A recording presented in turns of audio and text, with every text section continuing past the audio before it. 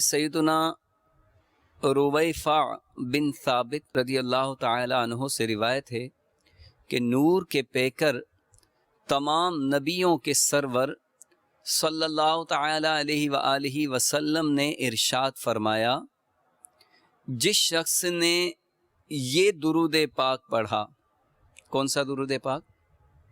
یہ درود پاک، اللہم صلی علی محمد وانزلہ المقعد المقرب عندک یوم القیامہ، تو ہمارے آقا صلی اللہ تعالی علیہ وآلہ وسلم فرماتے ہیں اس کے لیے میری شفاعت واجب ہو گئی۔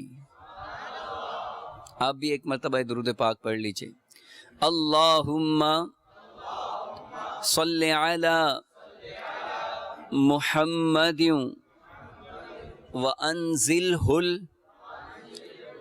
المقعد المقرب عندک یوم القیامہ۔